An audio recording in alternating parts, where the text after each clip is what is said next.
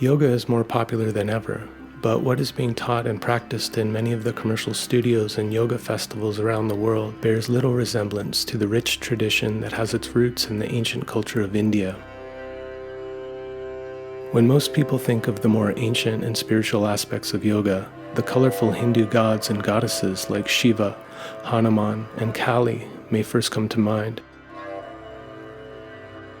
But the roots of yoga go much deeper, back to a time when people worshipped the elements of nature: the sun, moon, fire, earth, air, and water.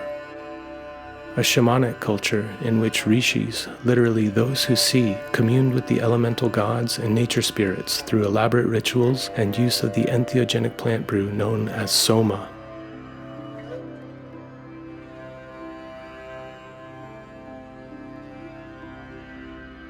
The first evidence of ancient yoga dates back to the pre-Vedic Indus Valley civilization, dated between 3300 and 1300 BC. At the Harappa archaeological site in modern-day Pakistan, numerous small figures in yogic postures were discovered, evidence that some form of physical yoga was being practiced at least 4,000 years ago. Other artifacts from the Indus Valley civilization offer clues to a connection between yoga and shamanism. This example, known as the Pashupati seal, depicts a shamanic figure with 3 faces and buffalo horns, clearly seated in a yogic posture and surrounded by various animals and undeciphered symbols. Some scholars believe this figure to be a prototype of the Hindu god Shiva, who is considered the first yogi and lord of animals. The concept of shapeshifting is common throughout most shamanic traditions. The shaman accesses the power of various animals by assuming their form in costume or in vision.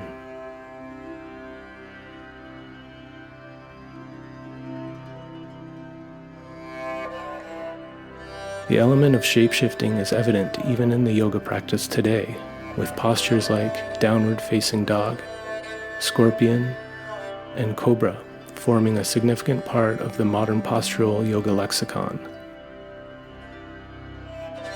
Another artifact from the Indus Valley depicts the Pashupati yogi shaman figure kneeling before what is perhaps the earliest depiction of the plant spirit, Soma.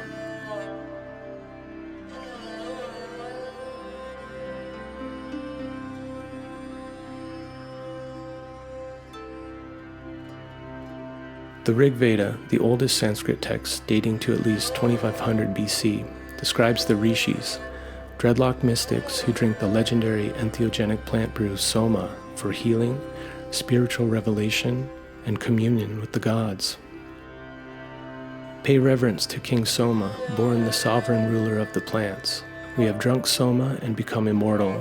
We have attained the light the gods discovered. These glorious drops that give me freedom have I drunk. Let the drops I drink preserve me from disease. Make me shine bright like fire produced by friction. Give us clearer sight and make us better. This Soma flows like gladdening oil for him who wears the braided locks. It covers the naked and heals all who are sick. The blind man sees, the lame man steps forth. Let those who seek find what they seek. Let them receive the treasure. Let him find what was lost before. Let him push forward, the man of truth. In the Rig Veda, Soma is the word used for the plant, the brew, and the plant spirit, a trinity repeated a world away in the South American Amazon, where the word ayahuasca is used simultaneously for a particular vine, the tea made from the vine, and the spirit that's contacted by ingesting it. In their Soma-induced revelations, the Vedic rishis received hymns that invoked the forces of nature for healing, insight, and guidance, much like the chants of other shamanic traditions. Flow onward, Soma, in thy stream, begetter of the sage's speech. These hymns became the source for the yogic mantras and for the ancient Indian singing tradition of Drupad, which bears a striking similarity in both form and function to the Icaros of the South American shaman. It's clear that at the time of the Vedic period, the ritual use of Soma was the primary way of experiencing a direct connection to the divine. The term entheogen has been given to psychoactive substances like Soma and ayahuasca that awaken the divine within. In hatha yoga, which develops after the Vedic period, the breath becomes the entheogen. Pranayama, the practice of controlling the breath, often combined with visualizations and mantras, becomes the primary means by which the practitioner purifies themselves to achieve health, spiritual transformation, and union with God.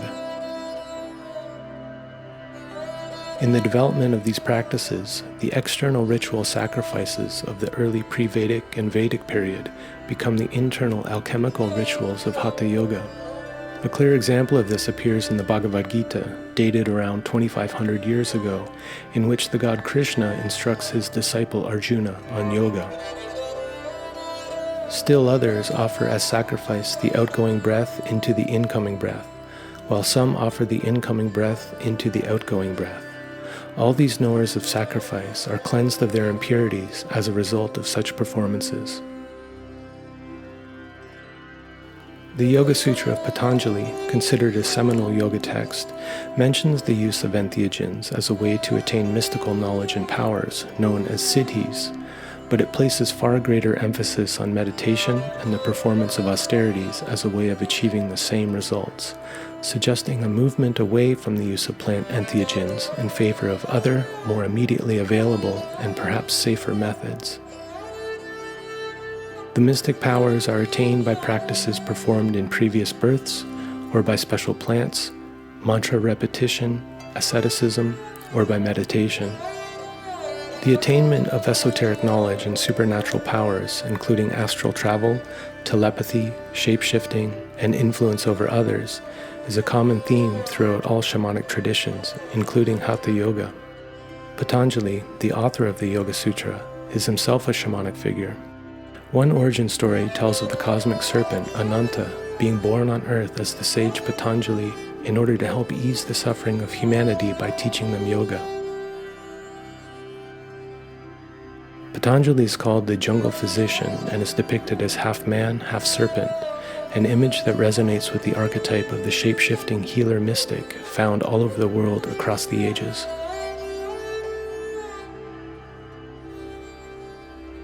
By the time of the medieval period, the practices of hatha yoga have been fully developed and now include postures, breathwork, and extensive cleansing practices intended to strengthen and purify the body, forming it into an alchemical vessel for spiritual transformation.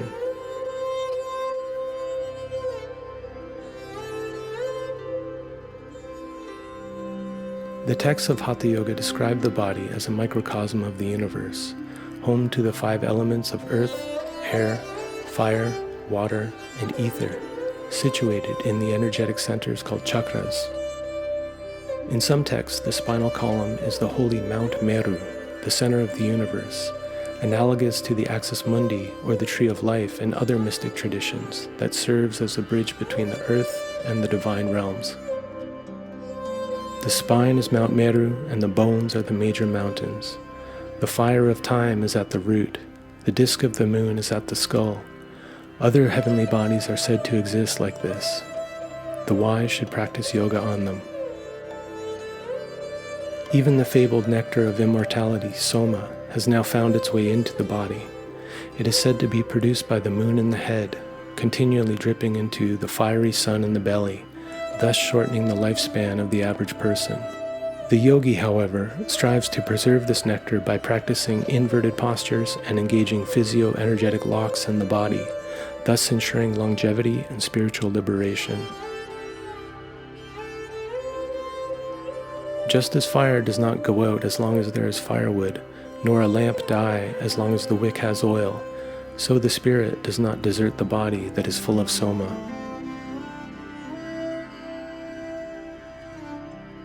Other hatha yoga practices focus on awakening Kundalini, the serpent power that lies dormant at the base of the spine, that when awakened, catalyzes a process of psycho-spiritual transformation.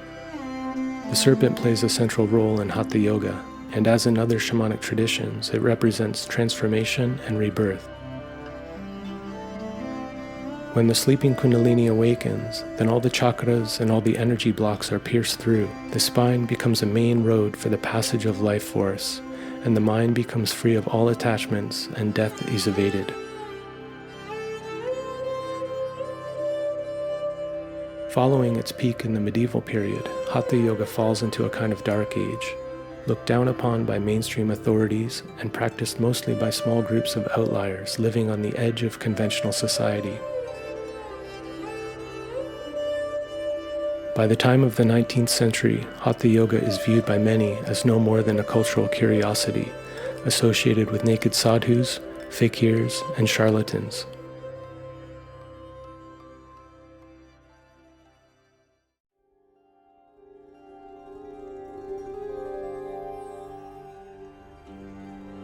In the early 20th century, T. Krishnamacharya, a yoga scholar and practitioner, began revitalizing serious interest in Hatha Yoga through demonstrations and publications sponsored by the King of Mysore in an effort to promote Indian culture.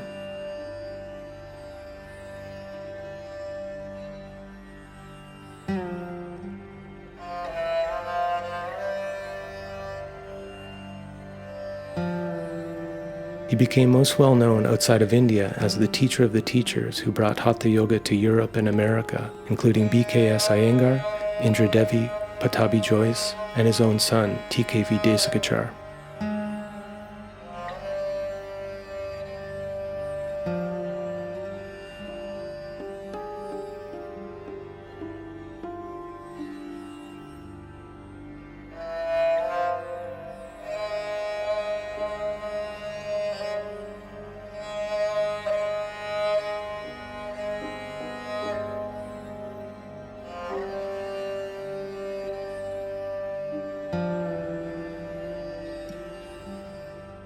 At the age of 16, Krishnamacharya had a pivotal mystical experience when he fell into a trance and received the content of a long-lost yoga text by his ancestor Natamuni.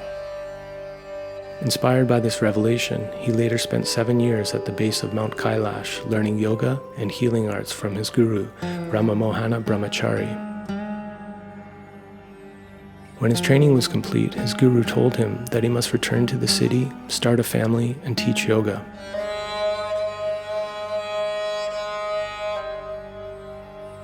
It's in this move from ascetic to householder that Krishnamacharya emerges as a model for the modern Hatha Yogi, a serious practitioner with wife and family engaged with society.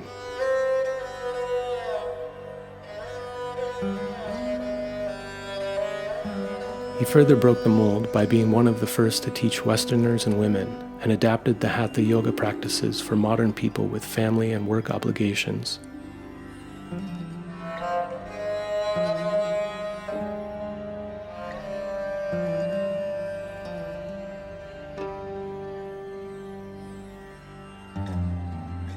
While he's largely responsible for the spread of Hatha Yoga to the West, much of what Krishnamacharya taught has been lost in translation. Like the ancient yogis before him, Krishnamacharya considered the breathing practices most important and the key to Hatha Yoga's healing power. In his 1934 text, Yoga Makaranda, the Nectar of Yoga, he speaks of the importance of pranayama in accessing the healing potential of yoga and the dangers of ignoring the suggestions of the ancestors. Pranayama is the most important tool.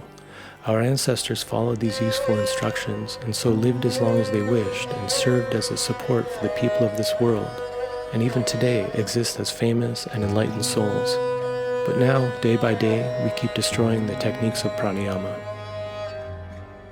If one wants a cure from some disease, even supposing that there are many medicines, for the disease to be cured by these medicines, it is essential that there should be a proper flow of prana in our bodies without any obstructions.